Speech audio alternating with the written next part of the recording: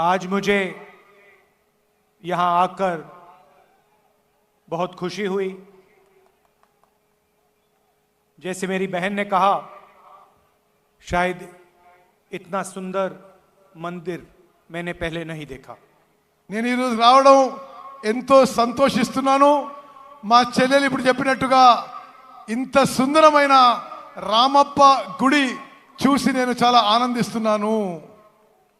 आप लोग जानते हो कि जो चुनाव हो रहा है ये दोराला तेलंगाना और प्रजाला तेलंगाना के बीच में लड़ाई है। ఇప్పుడు జరుగుతున్న ఎన్నిక దొరల తెలంగాణ ప్రజల తెలంగాణ మధ్యలో జరుగుతున్న ఎన్నికగా పేర్కొంటున్నాను। तेलंगाना का वायदा कांग्रेस पार्टी ने आपसे 2004 में किया था। తెలంగాణ రాష్ట్రం యొక్క హామీ కాంగ్రెస్ పార్టీ మీకు 2004లో చేసింది। और पूरी दुनिया को मालूम है कि उस वायदे को कांग्रेस पार्टी ने पूरा करके दिखाया। ప్రపంచమంతా తెలుసు, కాంగ్రెస్ పార్టీ ఇచ్చిన మాట నిలబెట్టుకొని ప్రత్యేక తెలంగాణ రాష్ట్రం ఏర్పాటు చేసిన విషయం ప్రపంచమంతా తెలిసిన విషయం మనం చేస్తున్నాను। आमतौर से राजनीतिक पार्टियां वैसे वायदे नहीं लेती जिससे उनका नुकसान हो सकता है। ఎక్కువ శాతం రాజకీయ పార్టీలు వాళ్ళకి నష్టం జరిగే ఏ నిర్ణయాలు తీసుకోవు। मगर हमने इन चीजों के बारे में नहीं सोचा। हमने तेलंगाना की जनता के बारे में सोचा, तेलंगाना के गरीब लोगों के बारे में सोचा और यह निर्णय लिया। రాజకీయ లాభ నష్టాలకి పక్కన పెట్టి తెలంగాణ పేద ప్రజల యొక్క మేలు కోరి వారి జీవితాల్లో వెలుగులు నిండాలని ప్రత్యేక తెలంగాణ రాష్ట్రం మేము ఏర్పాటు చేసినాము। और यह सच्चाई आपके सामने है, इसको कोई मिटा नहीं सकता है। ఇది సత్యం। తెలంగాణ రాష్ట్రం మేము ఏర్పాటు చేసిన సత్యం అందరికీ తెలిసిన విషయమే। आपके सामने आपके चीफ मिनिस्टर ने भी वायदे किए हैं। మీ ముందు ఇప్పుడున్న ముఖ్యమంత్రి కూడా చాలా చాలా మాటలు మాట్లాడిండు, మరి చాలా చాలా హామీలు ఇచ్చిండు। दलितों और आदिवासियों को उन्होंने जमीन देने का वायदा किया था।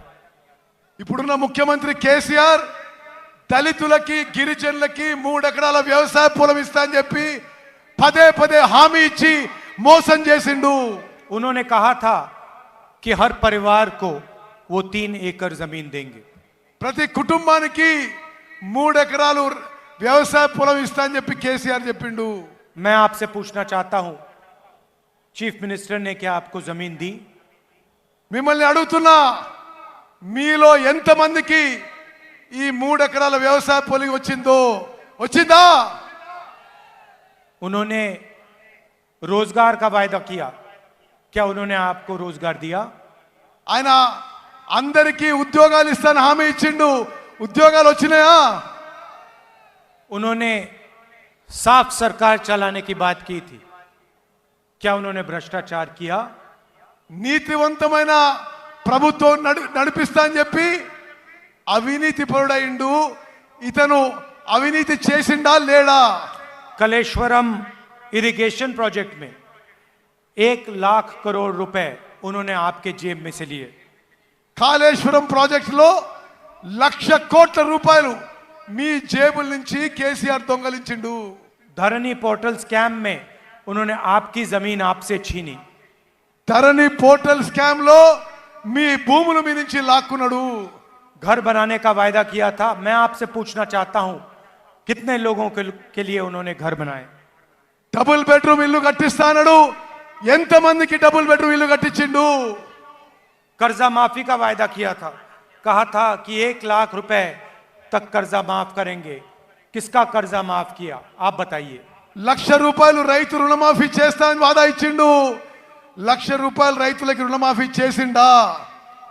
और दूसरी तरफ देखिए, चाहे वो कर्नाटक हो, राजस्थान हो, छत्तीसगढ़ हो, हिमाचल हो, जो भी हम कहते हैं वो हम करके दिखाते हैं।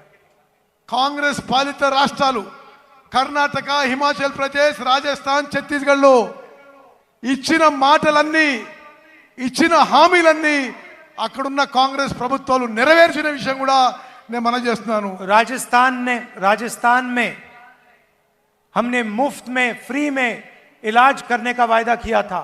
आज आप राजस्थान में जाके पूछिए, 25 लाख रुपए मुफ्त में हर व्यक्ति को इलाज किया जाता है. రాజస్థాన్లో అందరికీ ఉచితంగా వైద్యం ఇస్తామని చెప్పి హామీ నిలబెట్టుకున్నాము. 25 లక్షల రూపాయల వరకు ఎవరికైనా సరే, ఏ ట్రీట్మెంట్ అయినా సరే ప్రభుత్వమే భరిస్తుంది ఇప్పుడు రాజస్థాన్లో. कोई भी बीमारी हो, चोट लगे, कैंसर हो, डायबिटीज हो, दिल का दौरा पड़े, गरीब से गरीब व्यक्ति राजस्थान में मुफ्त में इलाज करा सकता है. రాజస్థాన్లో మీకు ఎటువంటి రోగము, అనారోగ్యమైనా సరే, డయాబెటీస్ కానీ, గుండెపోటు కానీ, క్యాన్సర్ కానీ దెబ్బ తాకినా అందరికీ రాజస్థాన్లో, కాంగ్రెస్ పాలిత రాజస్థాన్లో ఉచితంగా వైద్యం అందుతుంది. हिंदुस्तान में सबसे अच्छा स्वास्थ्य का सिस्टम आज राजस्थान में चल रहा है. భారతదేశంలో హాస్పిటల్ సిస్టము, ఉచితంగా వైద్యం ఇచ్చే సిస్టము దేశంలోనే కాంగ్రెస్ పాలిత రాజస్థాన్లో ఉందని చెప్పి నేను మనం చేస్తున్నాను. छत्तीसगढ़ में हमने किसानों से कर्जा माफी का वायदा किया, वो वायदा पूरा किया. ఛత్తీస్గఢ్లో రైతులకి రుణమాఫీ చేస్తామన్నాము, రుణమాఫీ చేసినాము. किसानों से हमने कहा कि 2,500 रुपए में हम उनको धान खरीदवाएंगे. ఛత్తీస్గఢ్లో వరి ధాన్యాన్ని రైతుల నుంచి 2,500 రూపాయలకి కొంటాము అని మాట ఇచ్చినాము. ఆ మాట మేరకు ఛత్తీస్గఢ్లో వరి ధాన్యాన్ని 2,500 రూపాయలకు కొనుగోలు చేస్తున్నాము. आज देश में धान के लिए सबसे ज्यादा पैसा छत्तीसगढ़ के किसानों को मिलता है. మొత్తం భారతదేశంలో వరి ధాన్యం కొనుగోలు ధర, ఎక్కువ ధర ఛత్తీస్గఢ్లో కాంగ్రెస్ ప్రభుత్వం ఇస్తుంది చెప్పి మనం చేస్తున్నాను. कर्नाटक में हमने 5 गारंटी का वायदा किया. पहले दिन हमारी कैबिनेट ने वो गारंटी पूरी कर दी. కర్ణాటకలో 5 గ్యారెంటీలు ఇచ్చినాము. మొదటి రోజే మా క్యాబినెట్ 5 గ్యారెంటీలు అమలు తీసుకొచ్చింది. कर्नाटक में जाइए, कर्नाटक में महिलाएं बस का पैसा नहीं देती हैं, मुफ्त में घूमती हैं. కర్ణాటక పోయి చూడండి, ఆర్టీసీ బస్సుల్లో మహిళలు ఉచితంగా ప్రయాణం చేస్తారు. हर महीने कर्नाटक के किसानों के बैंक अकाउंट में, कर्नाटक के महिलाओं के बैंक अकाउंट में पैसा आता है. ప్రతి నెల మహిళలు రైతుల బ్యాంక్ అకౌంట్లో నేరుగా పైసలు వస్తున్నాయి. तो जो हम कहते हैं हम करके दिखाते हैं. మేము ఏ మాట ఇచ్చినా నిలబెట్టుకుంటామని చెప్పి నేను మరోమారు మనం చేస్తున్నా. आदिवासी इलाका है, सबसे जरूरी बात आपकी जमीन की है. ఇది ఆదివాసీ ప్రాంతం, అన్నిటికంటే ముఖ్యమైనది మీ భూముల విషయం. इससे शायद जरूरी कोई बात नहीं है.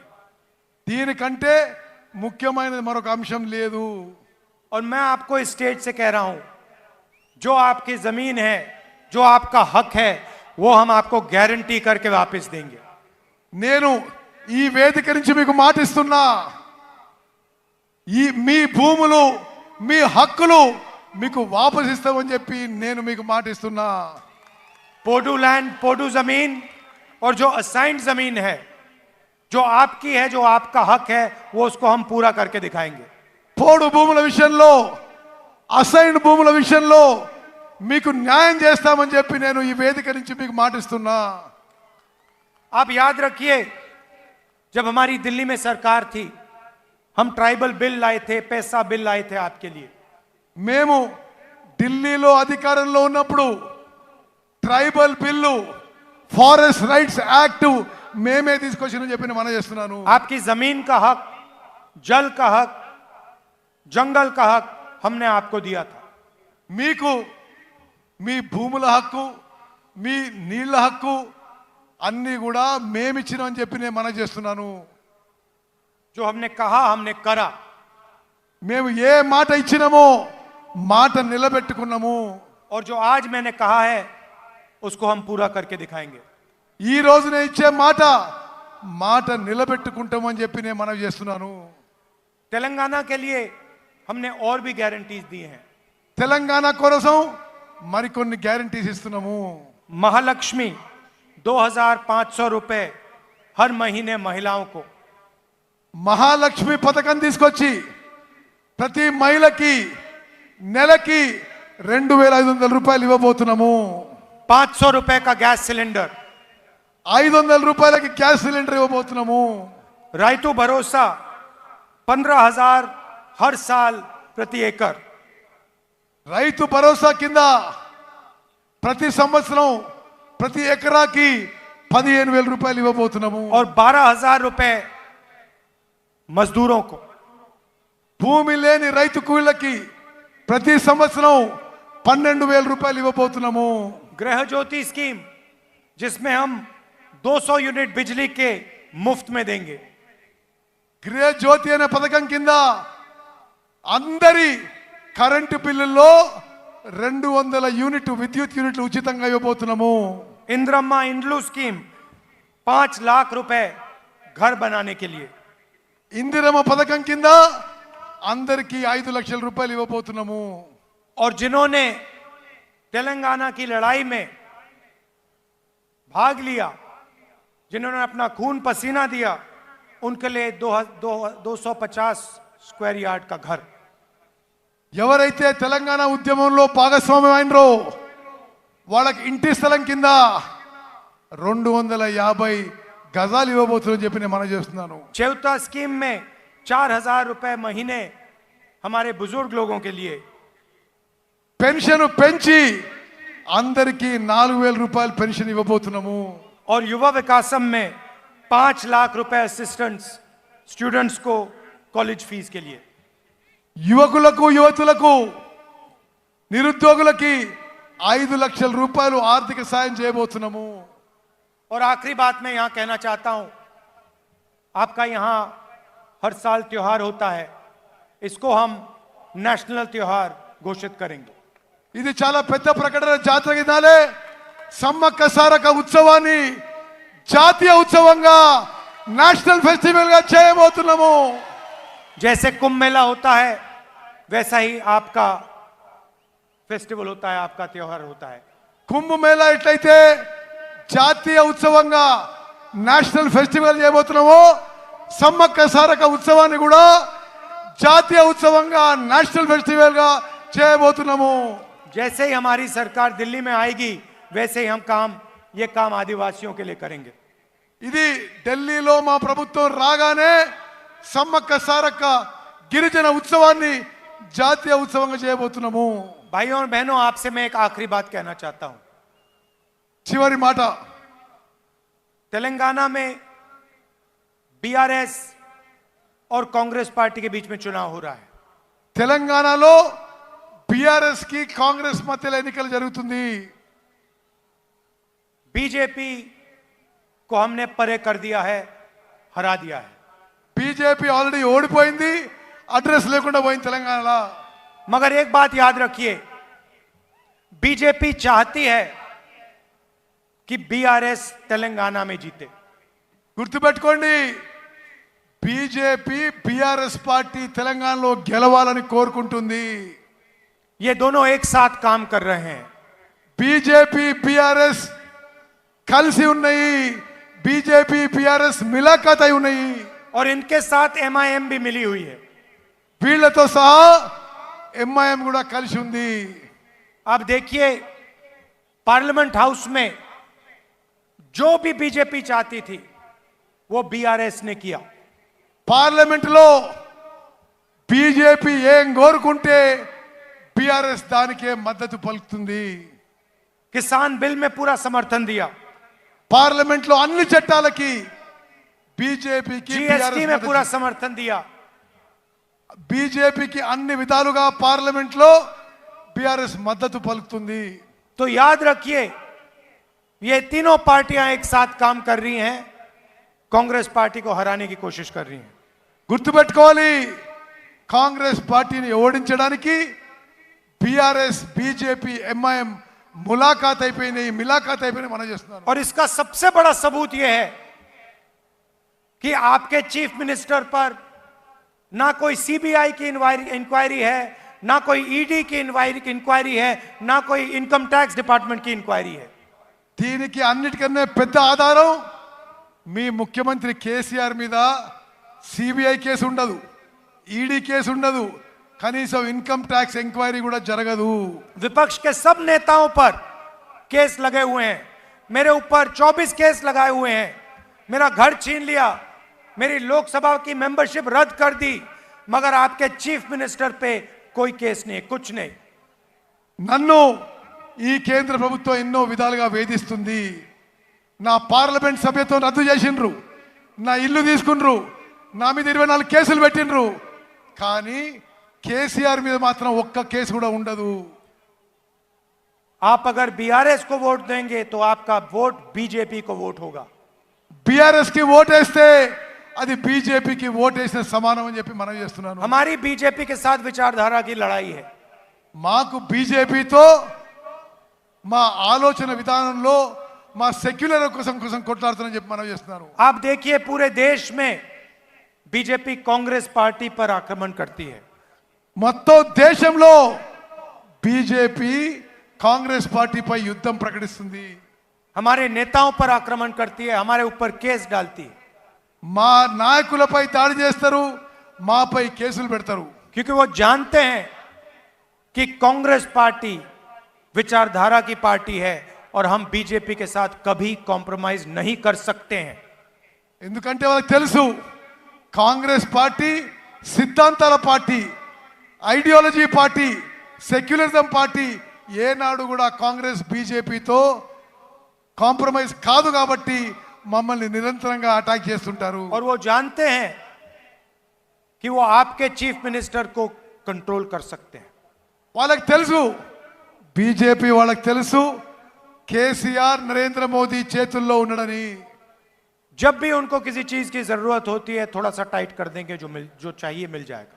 వాళ్ళకి ఎప్పుడు రాజకీయ ప్రయోజనం అవసరం ఉంటే టిఆర్ఎస్ పార్టీ కొద్దిగా టైట్ చేస్తారు, కేసీఆర్ కొద్దిగా టైట్ చేస్తారు, వీళ్ళు లైన్లో పడతారు. इसीलिए आप कांग्रेस पार्टी को पूरा समर्थन दीजिए।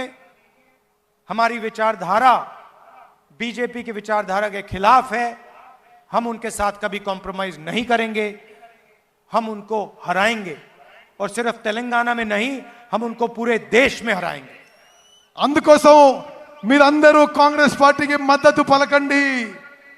మేము బీజేపీ ఆలోచన విధానం మీద కొట్లాడుతున్నాము, దేశం మొత్తం బీజేపీతో కొట్లాడుతున్నాము, బీజేపీని ఓడిస్తాము. మీరు కాంగ్రెస్ పార్టీకి మద్దతు పలకండి. कर्नाटक में हराया, हिमाचल में हराया, तेलंगाना में हराएंगे, राजस्थान, मध्य प्रदेश, छत्तीसगढ़, मिजोरम, हर स्टेट में हम बीजेपी को हराएंगे। కర్ణాటక, హిమాచల్ ప్రదేశ్లో బీజేపీని ఓడించినము. ఇప్పుడు తెలంగాణలో, రాజస్థాన్లో, మధ్యప్రదేశ్లో, ఛత్తీస్గఢ్లో, మిజోరాంలో 5 రాష్ట్రాల్లో బీజేపీని ఓడించి కాంగ్రెస్ పార్టీ అధికారంలోకి రాబోతున్నది. इसीलिए बहुत जरूरी है कि आप यहां कांग्रेस पार्टी को पूरा समर्थन दें और बीजेपी की जो बी टीम है इसको यहां हरवाएं। ఇది చాలా అవసరం. బీజేపీని ఓడగొట్టాలి, బీజేపీ బి టీం బీఆర్ఎస్ ని కూడా ఓడగొట్టాలని చెప్పి నేను మనం చేస్తున్నాను. आप सब यहां शाम के समय आए, इसके लिए दिल से बहुत बहुत धन्यवाद। మీరు ఈ సాయంత్రం వేళ ఇంత పెద్ద సంఖ్యలో వచ్చారు. మీ అందరికీ పేరు పేరున నా ధన్యవాదాలు, శుభాకాంక్షలు, అభినందనలు తెలియజేస్తున్నాను. नमस्कार, जय हिंद। నమస్తే, జై హింద్, జై